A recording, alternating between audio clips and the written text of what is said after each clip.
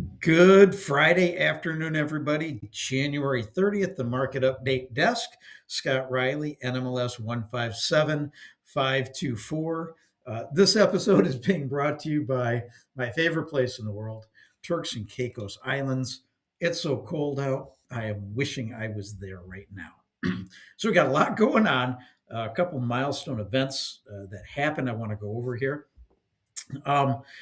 Today, we're seeing gold and silver prices drop precipitously from where they have been. That's as President Trump nominated the next Fed chair, Kevin Warsh. Um, so we'll kind of go over that here. Now, what we're seeing is silver, spot silver, I should say, is down 10.6% and settled in around 103.81 an ounce, paring back earlier losses. So it was actually a little bit more down than what it is currently in the early hours of the morning. Metals have dropped as much as 16% and below the $100 per ounce milestone. So we're watching gold and silver that had this run up. Not surprised that it is taking back some of its gains. Kind of happens within the market. The other item that's happening early this morning, as I mentioned, President Trump nominated Kevin Warsh as the next Fed chairman. Now, his name's been in the running for, quite a while now. He has experience at the Fed, and he is seen somewhat more of a hawkish candidate than what either Hassent or Rieder were.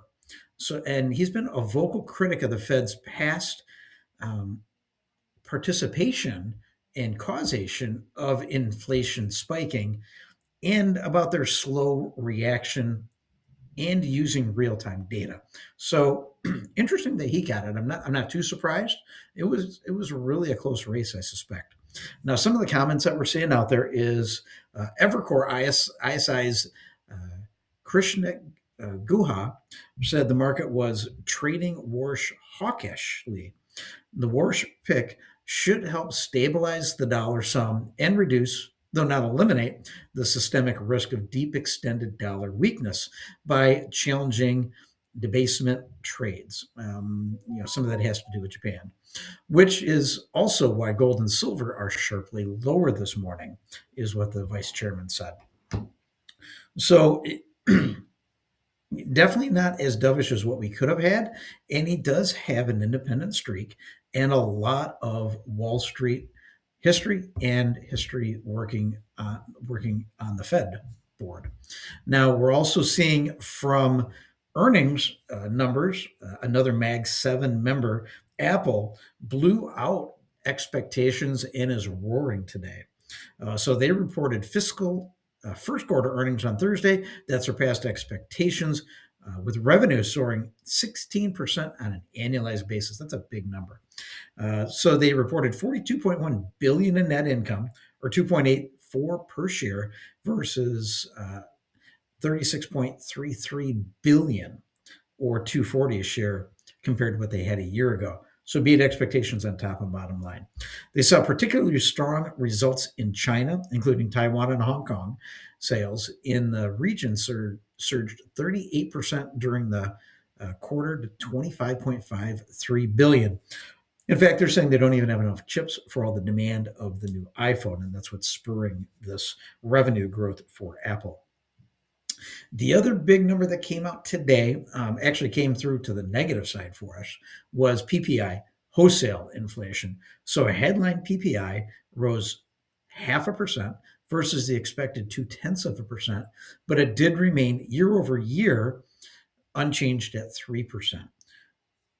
Core, unfortunately, came in hot at 0.7 up versus the expected 0.2 up. And year over year core rose from 3.1 to 3.3%. Now, the market expected it to stay at 2.9%.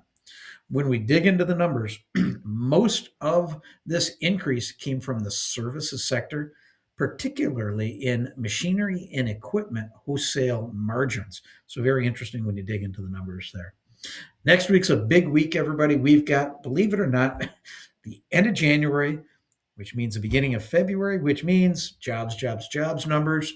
we get ADP, we get BLS, we get the Challenger Jobs Cut reports, we get the JOLTS report. A lot of data coming out next week. Right now, we're seeing the 10-year Treasury hold fairly steady. It's down 2 basis points, and the yield's up to 4.25. We're hoping we get to next week and settle in within treasuries and mortgage-backed securities, maybe get a little bit of help within the jobs numbers to the downside to help with mortgage rates. We are on call all weekend. Yeah, it's nasty and cold outside, but it means everybody else isn't looking at homes, and you should be. Give us a call. We'll help work with you and your agent so that we can help get you the best loan program and help add our expertise, knowledge, and realtor relationships into helping you get your offer accepted. 616-293-2189. Hope you have a great weekend. We'll talk to you soon. Bye-bye.